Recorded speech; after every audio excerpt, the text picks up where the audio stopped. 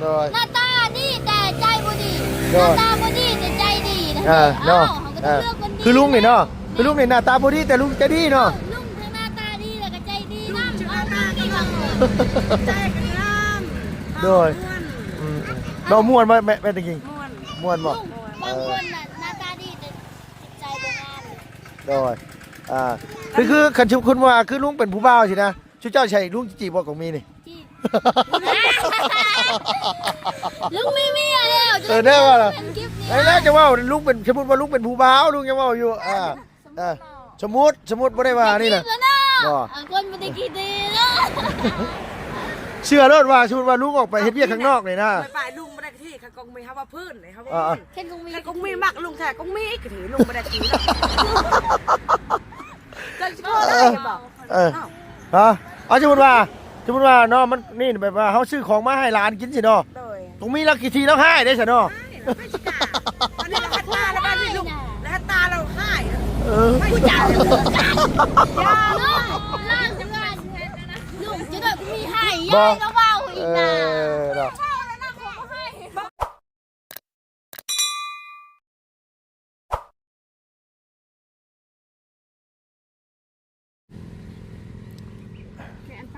เตื้อมาเรายังร่วมจะไม่เรามาพี่เรามาจะได้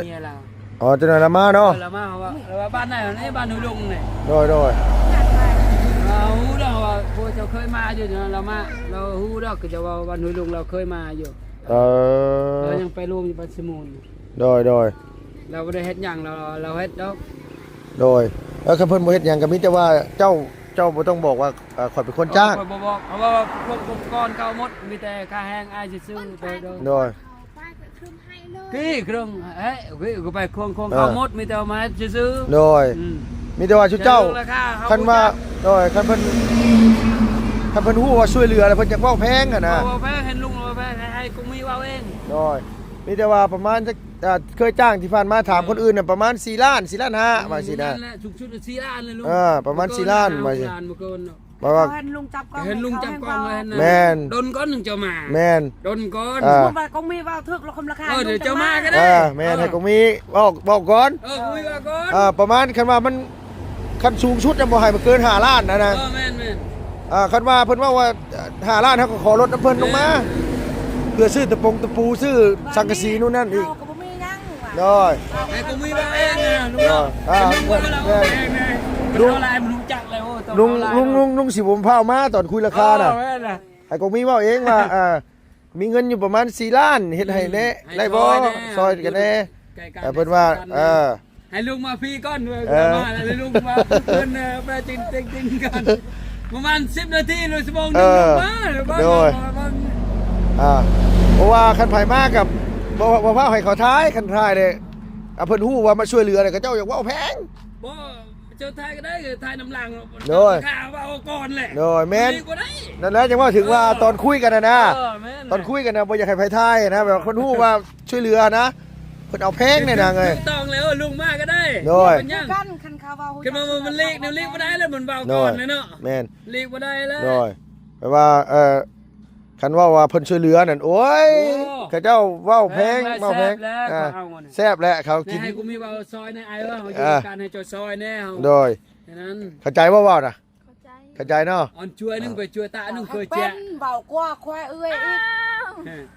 ความเว้าของเรานี่บังแน่ลุงจะบังหน้าตาคอยกับหน้าตาเราเป็นเว้าได้ก่อนได้ลุงเอ้ยไปย่อมน้องเฮาได้เฮาย่อมเลยลุงเว้าก็มีอ่ะคือคนงอผิดละอันนี้นะไผเว้าว่าเราคือคนโง่นะบ่ให้เอาลูกแล้วมันจะตามให้ลุงมาพี่ก่อนดูนี่คนเราว่าคอยโง่บ่ได้ว่าตัวโง่ได้บ่ได้ว่าจังนี้เขาสัมผัสตัวได้ว่าตัวเป็นคนโง่เนาะแท้เขาสัมผัสได้ก่อนจะคิวตาก็ฮู้แล้วลูกบ่ลุงเอาทาเรามาก่อนยังเฮาจะไปให้ก็เท่านะพักกับโดยแม่นเราบ่จักเด้โดยหน้าตาคอยกับหน้าตาเราผู้ได้เว้าเป็นได้เว้าเป็นเราน่ะเว้าเก่งแล้วน่ะแต่โตนั้นฉลาดตัวน่ะอันนี้เว้าไปชื่อได้ดิเว้าไปตำป้าตำดงชื่อได้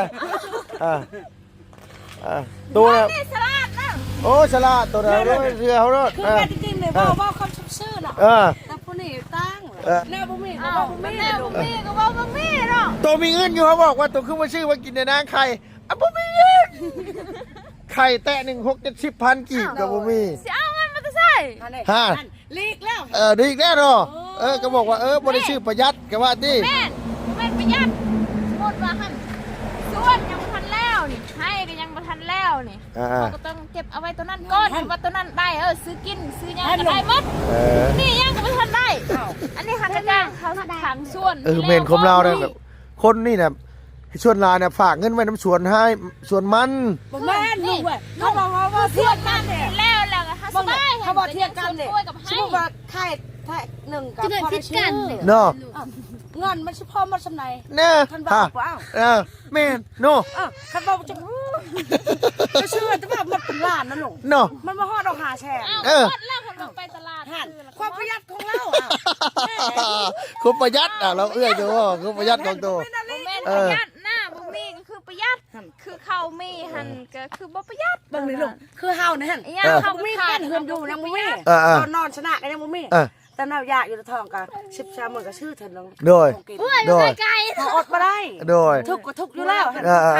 อันนี้โอ้ประหยัดของเราเนี่ยประหยัดเลย ลูกหน้าก็ประหยัดไม่ได้ประหยัดนะ เบิ่งก็ฮู้ลูกน้องเว้า FC ว่าม่วนแท้ลุงนี่ โดยแล้วก็แพ้ล่ะ โดยประหยัดนี่นะประหยัดลีนี่นะประหยัดดียอมรับ คันเราชื่อได้ดิลุงคันชื่อได้ดิไม่แต่ห่อชมหมู่หั่นชื่อได้5,000 5,000 10,000เราชื่อแต่ละมื้อ โดย เดียวปากแล้ว ปากครับผู้เดียว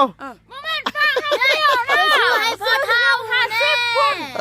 50 60 ลุงสมมุติว่าชื่อชินนี่แห้งกระแตก ฮะ ชื่อชินหมูแห้งกระแตกไปไกลล่ะหันลุงไว้ โอ้มื้อนั้นถือว่าถึงเลขแล้วเนาะ โดย ถือว่าถึงเลขผู้นึงมื้อเนาะ แม่น จังชื่อชิ้นหมูนี่เนาะ แม่ เอาว่าถึงว่าคันชื่อเจ้าชื่อชิ้นหมูซ้ำถึงเลขไปแล้วว่ะ ก็ซื้อนะ อย่าให้นะเคยว่าหยอกชื่อก็ให้บ่ดิอย่าให้นะบ่ดิโอ้แต่เขาฮู้ความจริงตัวมาแล้วอันเอื้อยตัวบอกเขาไปแล้ว ว่าเราเว้าไปสั่น เอาเว้าความลับแล้วลุงบ่อยากฟัง ลุงเฮานี่นึ่งเฮาเฮ็ดเฮาเชียร์ยานะทางไห้นะแต่ก็เฮาก็มีแห้งนะชื่อของกอกของกินอันนี้ละกินแต่ผักกินแต่หญ้ามันมีแห้งมาจากไหน ไผ่เนี่ยบ่อยากกินเนาะก็ย้อนบ่มีนั่นแหละกินผักคู่เพื่อนเฮาบ่ฮู้เพื่อนเขาบ่มีไม่ไป เลยลุงไงถ้าก็มีเอาพวกคือจะประหยัดนะ ฮะ ก็มีคันมีครอบครัวคือจะประหยัดกัน บอกกันแบบได้แบบว่าได้ผัวขี้ที่คือกันนะลูกนี่บ่ตุ้ยเลยลูกนี่จอยเลย แม่ เอามาตัวกินยังห่อส้มมื้อเช้าก็ห่อส้มมามื้อเช้านี่ค่ะกินผักมื้อเช้านี่แหละ กินอย่างเนาะ อันว่า บ่จันเหรออาจารย์ลาวแต่บ่บุญไม่ใช่มือเสียงกินตัวเสียง ก็อยาก เรา จ้าง บ่เป็นนะเสียงเราบ่แพ้ดอกเราเป็นคนเรียกนี่ก็ไม่เราเป็นคนดุเราบ่ นั่น เป็น แกงมาแกงแกบางในชะตาก็พูดนะลูก ถือบ่ถือเขาบ่มัก ผมประหยัดลูกคนประหยัดให้บางคนเขาเบาอ่ะ กูมีน่ะใจอ่อนเรามักเราให้ไว้น่ะ ให้ไว้บ่ ถ้าเราเครียดอันนั้นเราบ่ปากนำคนหมดบ้านเราก็บ่ปากเลยเราเครียดเราอยู่ผู้เดียวหรอกอยู่แบบนี้เลิศกินข้าวก็บ่ได้กิน อันนี้บ่ บ่แม่น บอกว่าเดี๋ยวลุงสิถามไปใจตั้งแต่เรานี่เรามีผู้บ่าวบ่ลูกเราเคยมีผู้บ่าวบ่บ่กูมีบ่เคยมีผู้บ่าวบ่น้องตัวมีคนจีบหน้าตางามๆคือตัวนี้นะ ลุง ฮะ ไปเบิ่งจุด เขาเบาพื้นเขาเบาเมฆนะนี่ไง ฮะ กินเราว่ามีอยู่คนมา หัน มีคนมาจีบนะแต่ว่าบ่ได้จีบเขาบ่ถึงชะตาว่านะนี่ว่าได้หน่อย บ่ ลุงมันมีคนจะจีบแล้วก็จีบมันคนไม่ได้จีบแล้วจะจีบมันคนนึก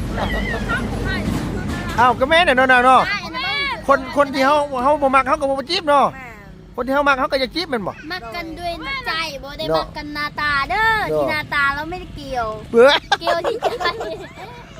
เอ้าไม่สิเลือกหน้าตาเนาะ น้อย หน้าตาดีแต่ใจบ่ดีหน้าตาบ่ดีแต่ใจดีนะ เนาะ เขาก็ต้องเลือกคนดี คือลุงนี่เนาะคือลุงนี่หน้าตาบ่ดีแต่ลุงใจดีเนาะ ลุงทั้งหน้าตาดีแล้วก็ใจดีนำเอาดีนำ ใจกันงาม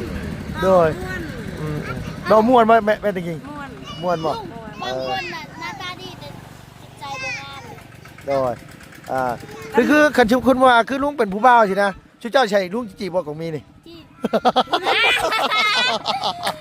ลุงไม่มีอะไรแล้ว ได้ว่าล่ะ คลิปนี้ ไอ้แล้วจะว่าลุงเป็นสมมุติว่าลุงเป็นผู้บ่าวลุงจะว่าอยู่สมมุติบ่ได้ว่านี่น่ะ บ่คนบ่ได้กี่ดีเนาะ เชื่อเลิศว่าสมมุติว่าลุงออกไปเฮ็ดเวียกข้างนอกนี่นะ ไปลุงบ่ได้ที่เขากงมีเฮาว่าพื้นเลยเฮาว่า เห็นคงมี แค่กงมีมักลุงแท้กงมีอีกถือลุงบ่ได้ถือหรอกจังสิบ่ได้บอก ฮะเอาสมมุติว่าเนาะมันนี่แบบว่าเฮาซื้อของมาให้หลานกินสิเนาะ โดย ตรงมีลักกี่ทีแล้วให้ได้สิเนาะ ไม่ใช่อันนี้เราหัดตาแล้วบ้านนี่ลุงแล้วหัดตาเราให้ ผู้จัดยาเนาะล่างจังหวัดลุงจะได้มีให้ยายก็เว้าอีกนะ เนาะ ว่าพื้นน่ะลุงน่ะ โดยบ่พื้นเนาะ ว่าพื้น ลมพื้นม่วนซื้อ โอ้บ่กี่ทีดอกบ่กี่ทีบ่ว่ากี่ทีคนนี่เนี่ยนี่คนนี้บ่ได้บ่กี่ทีดอก ไม่ว่าไม่ยกเรียกหมอย กี่ทีดอกนางไอ้เสื้ออยู่นอนลุงบ้านชิได้ยังพี่นะลุง เอาอีหลี ยายอันเอา แค่ไหนคนเฮานี่ถึงสิว่าประหยัดปานไหนก็ตาม แต่เฮาหาเงินบ่เก่งนี่ก็บ่รวย ชัวร์จริงน้ำพูดน้ำเพี้ย ถ้าหาเงินเก่งน้ำประหยัดน้ำนี่แม่งโคตรรวยเลยแหละคนน่ะเชื่อบ่ ก็จะบอกว่า หาเงินเก่งแบบว่าไล่หลายเงินออกหน่อยนี่แฮงเก็บได้มีไว้นะสมมุติว่าคือมีลูกซะผู้หนึงผู้เดียวนี่แล้ว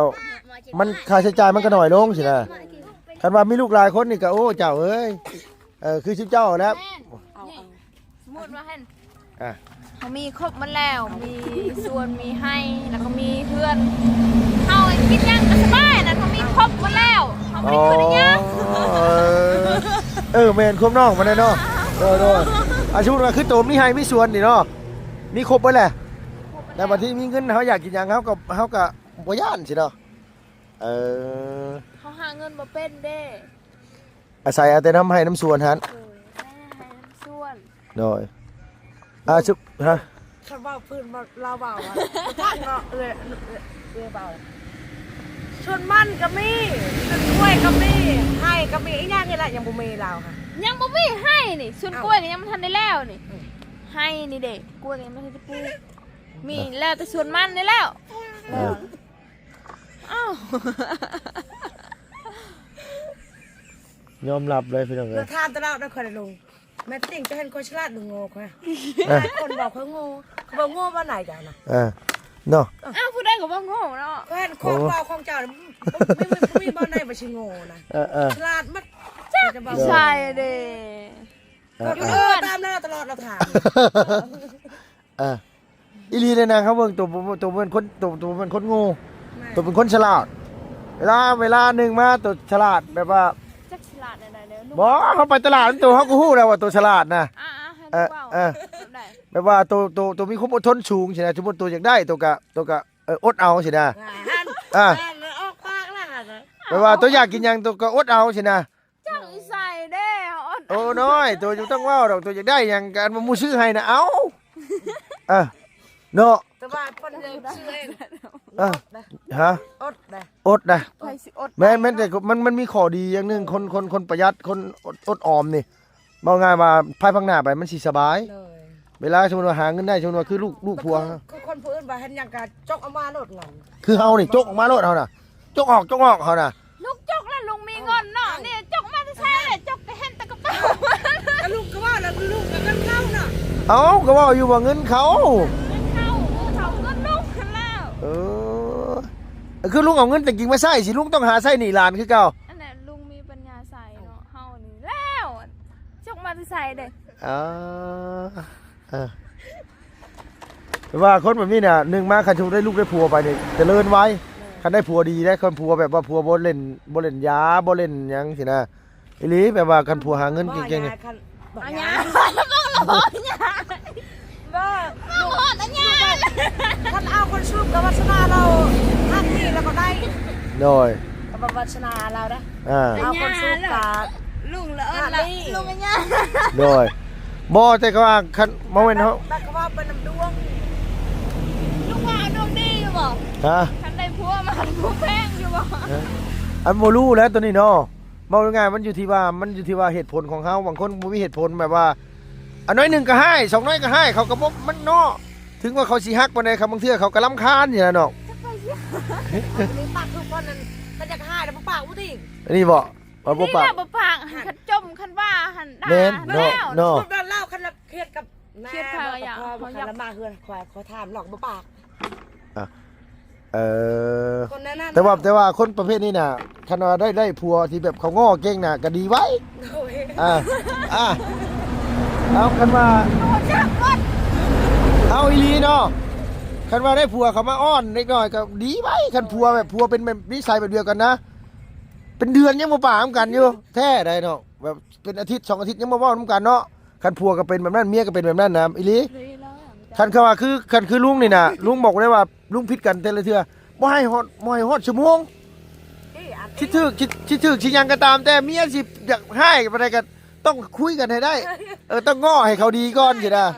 ว่าจะใจลุงสบาย แปลว่าเขาบ่อยากให้มันเป็นทุกข์ใช่ไหมเวลาผิดกันแล้วมันเป็นทุกข์คนน่ะ บ่ลุงว่าน้อยคนว่าเป็นนั่นน่ะคันไล่ชวนไล่ก็คันเจ้าดาของเขาได้เจ้าดา บ่เฮาบ่เค แม่ ย นเฮาในคันเครียดนั่นหรือว่าอันยังเขาบ่มักจมบ่มักด่ามัก โดย ผู้เดียวแล้วเงียบไปคือเขาถามหยังก็ โด บ่ ย ตอบแล้ว เมียลุงอยู่เฮือนกับแบบเดียวกันเลยแต่เราบ่มักปากแต่เวลาเถียงกันมาบ่นี่เราเว้าประมาณ5 คำลุงนี่ประมาณ100 คำแต่ก็บ่ได้เว้าแบบบ่ได้ให้ได้หยังใดมีแต่ขอโทษเทื่อหน้าสิเฮ็ดอีกรอบคันว่าเขาบ่พอใจหยังเขาก็ถามเขาว่าเขาบ่มักเขาหม่องใดเดี๋ยวสิเปลี่ยนให้แม่นบ่ กับม้วนเลยผิดกันนั่น เขาเดียวก็ดีกันนะแบบว่าบางเทื่อเขาก็สิมาเว้าแบบนั่งคุยกันสิเขาก็เว้าว่าข่อยบ่มักจะเป็นแบบนี้เขาก็เปลี่ยนให้นะเขาอยู่ร่วมกันมา18 ปีนะ ค อน ยู่กับ ลาว เมีย ก็เป็นน้ำใจเนาะ โดยเป็นน้ำใจ คนลาวคนละเทิงคือกัน คือกันหมดแหละมันกับคนคือกันเนาะ คนละครึ่งก็ชวนไล่กันยาก แต่ผู้ชายเนี่ยยาก คนลาวก็สิไล่เมียคันว่าผัวเฮ็ดผิดหยังก็มักจมมักด่าเขาบ่ เมื่อ มัก ลุงผู้หญิงผู้ชายก็เป็นบางคน โดยแมน ก็ยากคือกัน โดย บางคนก็ยากผู้หญิงผู้ชายง่าย โดย บางคนก็ยากผู้ชายผู้หญิงง่าย อยู่กันมา18 ปีเขาบ่เคยเถียงกันกับเมียแบบร้ายแรงแบบลงไม้ลงมือบ่เคยจักเทื่อ เลย บ่เคยจักเทื่อนะแบบว่าให้แบบว่านี่มีอยู่เสียงดังนะแบบเสียงดังนะก็เห็นเขาเจ้าเงียบเขาก็ไปขอโทษเขาสินะ เลย ส่วนหลายนะมีแต่เฮานะส่วนหลายมีแต่ลุงนี่เป็นคนที่แบบว่าง้อเมียเองสินะแบบว่าเฮา ลุงก็ง้อเก่งเนาะ ง้อเก่งเขายอมรับว่าง้อเก่งเขาน่ะง้อเก่งอีหลีแล้วเมียเฮานี่เราแบบว่าเราคันเราบ่มักได้แล้วก็สิเงียบไปเลยสินะแบบบ่ปากคือสมมุติว่าลูกมาสิแบบเป็นอาทิตย์ได้คันเราเงียบเป็นอาทิตย์บ่โทรมาหา เลย มีแต่ลุงโทรเมื่อลุงก็จะถามว่าเจ้าโทรมาหาข่อยแหน่เจ้าบ่ยันข่อยมีผู้สาวบ่มีก็มีเลี้ยงได้แหละเอาโลดล่ะว่ะเลี้ยงได้แหละเอาโลดล่ะว่ะเราบ่ได้แบบว่าเลี้ยงเขาได้เลี้ยงลูกได้เอาโลดจะได้มาหักแพงเขาเอาโลดเราเราบ่ย่านได้ว่าเฮาสิมีผู้สาวเราบ่ย่านเลยบ่ย่านจังนี้เลยเฮาสิลงมาบ้านสิเราก็บ่ให้ลง ลุอีกยาน ฮะ ลุงอีกยานเราว่าแบบนั้น ลุงก็บ่ย่านคือเราลุงฮู้ว่าเราเป็นคนแบบใดเราเป็นคนแบบว่าเราเป็นคนที่บ่ค่อยเล่นค่อยกินค่อยคนแบบอันนี้สินะเฮาก็บ่ย่านมาสิลุงก็บ่ย่านอีกนะ เลย ลุงสิมาบ้านแล้วก็บอกว่าต้องมาหาเงินก่อนมีแต่ให้หาเงินสินะหาเงินแล้วก็เดือนนึงหรือว่ามาลำเทือนี่แบบเดือนนึงมาลำเทือเอาลุงขึ้นมาเที่ยวนี่ก็โดนนึงแล้วนางเนาะโดนนี่นะแต่หึงล่ะตั้งแต่เมื่อ ลุงคือเป็นเมือยาน เราบ่ให้เมื่อเราให้หาเงิน เนาะ เราให้หาเงิน เลย เมื่อบ้านเลยหาเงินบ่ได้สินะ บ่คันคือครอบครัวเพิ่นเจอเขาให้เมื่อแล้ว แม่นแบบว่าบางคนเขาก็เจ้าแบบลูกเมียแต่ละคนแตกต่างกันนะ เลย บางคนก็หวงบางคนก็โทรมากับเด็กน้อยกับพิษกันสินะแต่ว่าเมียวัดง่ายแน่สบายแน่ บางคนก็ บางคนนี่ว่ามาใกล้ผู้สาวสินี่เห็นในกล้องนี่เขาชัดบ่ได้ โดย อันนี้เนี่ยบ่เป็นหยังแบบว่าเขาเราฮู้ว่าเขาเป็นคนแบบใดสินะบางคนนี่ แล้วเราไปดูใกล้เพิ่นนึงไว้เนาะมันสบาย น้อยแปลว่าเพิ่นเชื่อใจกันเนี่ยนะแบบว่าอยู่ร่วมกันฮักแพงกันกับอีกอย่างมันอยู่ร่วมกันมาหลายปีแหละก็บ่เคยผิดเคยเถียงกัน บ่จักหังกับบ่จักหักคำได้ให้มาก่อนนิดนึง น้อย มายาม น้อย เรา อันนี้ ใจดีอยู่เนาะ โอ้ใจดีฮะอยากได้ให้อยากได้สวน อยากได้ ส่วนก็มีแล้วอ่ะ สวนกล้วยกับบักใหญ่หนึงสวนมันก็มีชวนมันก็ชวนแพน เนาะสวนมันก็2 แผ่นสวนกล้วยก็มี เดือดแต่ให้ไล่ให้ก็อยากได้เฮือน เพื่อตัวได้เบิดหันเพื่อตัวได้เบิดหันน่ะตัวบ่ได้กินหยังแต่สิบอกตัวหัน ลุง เท่า ลุงกินแล้วเพื่อนนั่น กินกับ ได้ยังอีกจะได้รถไอ้บัตร อ่ะ ได้รถที่ได้ยังได้เชื่อไม่ได้ได้ตี แบบนั้น เอามันบ่จบจักเทื่อได้หน่อยไม่เอา จ อีก บจบขาเพื่อน บ่จบจักเทื่อหน่อยเสือๆไอ้เนาะเนาะ จบจบ แต่ลูกบังระดับจบหรือเปล่า บ่จบ เขาบังว่าจบ เพราะว่าคือเฮานี่เฮาคือเฮาเนี่ยเฮาเรื่องรถเฮาถามว่าเฮาอยากได้บ่เฮาก็อยากได้อยู่แต่พอเฮามาขี่รถจักรก็ขี่ได้ตะกี้เฮาก็มีรถใหญ่คือกันนะรถใหญ่คือเขาบ่บุญนี่ละแต่ว่าเฮาขาย ลุงบ้างเลยมีขี่อยู่ขี่ร้านก็ได้ ได้ห้องน้ำได้แล้วห้องน้ำจะได้คนครัวก็ได้จะได้คนใหญ่บัตร เฮือนครัวยังบ่ทันได้ได้เฮือนครัวโดย มันได้คนครัวได้ไปทำไมบัตร จะได้เฮือนใหญ่อีก แม่ ได้เฮือนใหญ่ได้จะรถใหญ่ได้รถใหญ่แล้วก็อยากได้หยังอีกบัดนี้ได้ใส่คอ เรียนนั่นเราบัตร คนเฮาบ่มีสิ้นชุดน้องเอ้ยเสื้อเฮารถ โดย บ่มีสิ้นชุด มีสิ้นสุดก็เข้าได้แต่ว่า เรื่องเขาอยากได้หมดแล้วเขาก็สบายเดี๋ยวนั้นค่ะ ก็เลยก็บัตรได้เวลากันรถยังไม่ได้รถใหญ่รถจักรได้ ด่ามันน่ะเนาะแนวเขานั่นเรื่องนั้นนะเขาไม่ได้คิดอยู่แล้วเรื่องรถใหญ่รถย่างนั่นเขาคิดแต่บ้านกับเพื่อนนี่แล้วกับไฮซื้อ